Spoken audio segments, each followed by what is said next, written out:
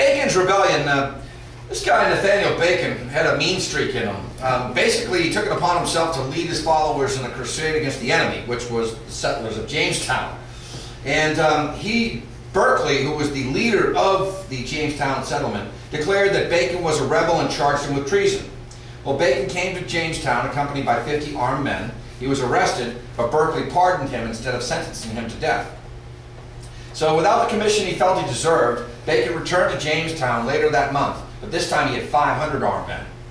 And Berkeley was forced at gunpoint to give Bacon the commission, only later to declare that it was void. So what did he do? He burned Jamestown to the ground, set it right on fire, 1676.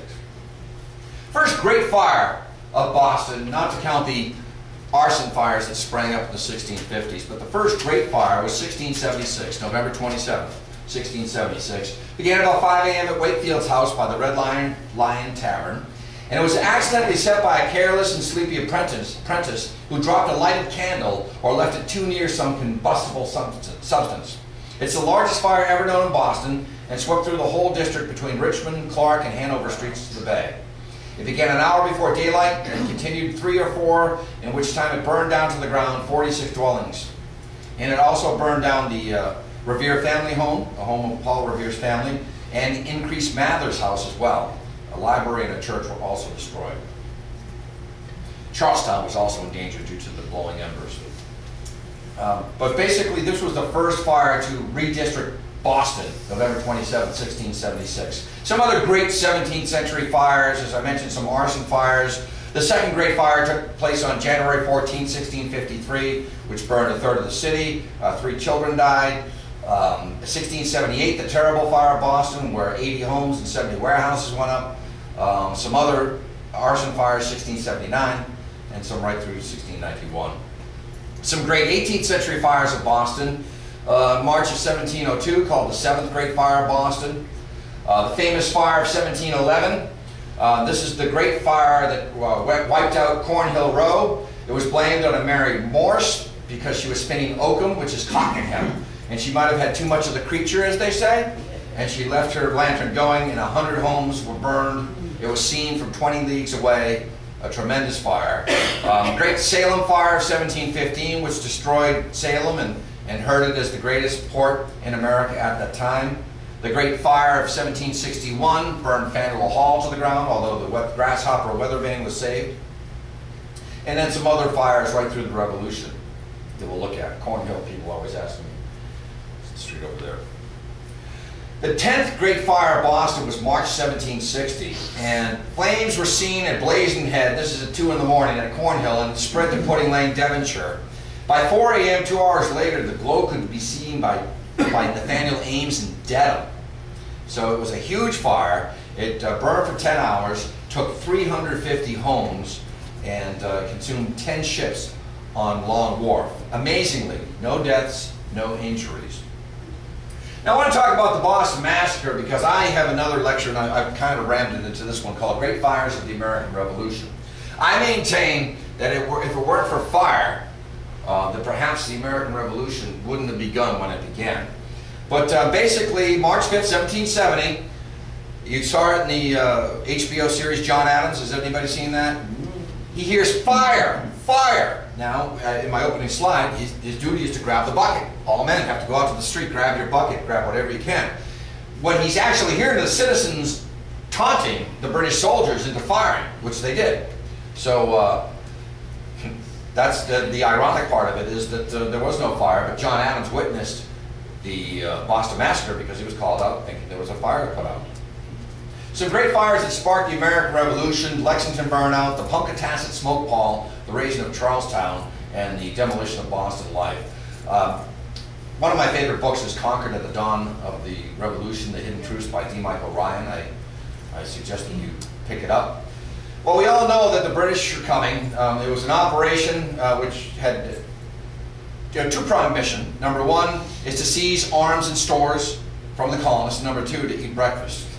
They failed miserably on both counts. Looking at some of these famous Amos Doolittle plates, there are 4 of them. This shows the Battle of Lexington taking place early in the morning of April 19, 1775. Apparently there was some gunplay. That's another lecture on another day. So then from there, they decided to march into Concord. And Major Pitcairn and Lieutenant Colonel Francis Smith reconnoitered from the top of the cemetery. But here's what happens. After Samuel Prescott warned the town of Concord, he's one of three, Revere, Dawes, and Prescott, that went out on the midnight ride, incurring British regulars, church bells rang out after midnight. So at dawn in Concord, Colonel James Barrett returns to his farm uncontested to warn his family that the British are coming to search their property, and he buries all the munitions in his fields with his sons, and then he returns to the impending confrontation. Hundreds of militiamen and residents are gathered in the town, and they march towards the column. The column was about 700 British soldiers. So Colonel James Barrett leads his militia on a retreat to the town's burying ground, and then to a place east of the river called Ripley Hill. So as he sees the British troops, His Majesty's troops, flanks exposed, he then led the colonists on to neighboring Punkatasset Hill, which is on the west side of the river and less than a mile from the Old North Bridge. The time is approximately 9 a.m. As I mentioned, the British objectives: destroy the weapons cache and eat breakfast. General Gage's spies had made maps that pointed out several locations of munitions, including 14 cannons. General Gage's wife had told the colonists the night before that the British were coming, and they all knew that the British were coming.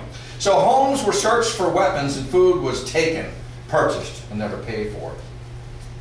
So there were 3 24-pound cannons that were dug up from Ephraim Jones' tavern's backyard. The British chopped down the town's liberty pole and put it into a pile, and then they started a bonfire. Well, sparks from the bonfire ignited the town's meeting house, and temporarily redcoats and residents worked together to extinguish the fire. According to a British historian, the grenadiers spoiled some flour, knocked the trunnions off several iron guns, burned a heap of wooden spoons, and cut down the liberty pole. That's it! And what did they miss? This is what they didn't get. 10 tons of musket balls and cartridges, 50 reams of cartridge paper, 31 flour barrels, over 17 tons of rice, 8 tons of dried fish that were scattered throughout the towns of Middlesex County, with significant quantities stored at Barrett's farm. Already, the British operation was a complete failure. So Barrett, seeing smoke, moves his militia 1,000 yards closer to the town's muster field at a hilltop. So as a darker smoke pall rose from Concord Center, Adjutant Lieutenant Joseph Hosmer cried, "Will you let them burn the town down?" And after hearing this, Captains William Smith of Lincoln and Isaac Davis of Acton then pleaded with Barrett for a forward advance. Barrett relented, formed up 2 regiments, had them load up, and then shouted that his troops would not be the first to fire. But if the British fire first, then fire as fast as you can. They marched down. So upon seeing this, the British fall back on the far side of the river. They furiously begin to pull up planks in the Old North Bridge. They're already retreating. The primary objective is forsaken. So my point is that had the British not set a fire in Concord Center or burned certain items that caused a black smoke pall, maybe the militiamen, the colonists, would have stayed in the hills that day and just thumbed their nose at them. They had heard about Lexington and Concord, but maybe there may not have been a confrontation at that time because they had hidden away all of their weapons stores. Just a theory I have. So here's the engagement at the Old North Bridge. Amos Doolittle played 3. And then one of my favorite ones is the Lexington burnout. So with a covering action while the British were retreating, they decided to set barns and hay piles ablaze. And they wanted to use the smoke haze to maneuver and reposition to key offensive points. So a fire breaks out in Lexington, and this appears in the British newspapers because the British newspapers looked at the British regiment as imbeciles for doing this. In fact, they called them wild Irish asses defeated by the brave American militia. That was actually in a British newspaper, and most of the regiment were from Ireland. But here's the famous Plate 4 of South Lexington in fire. You see 3 distinct fires.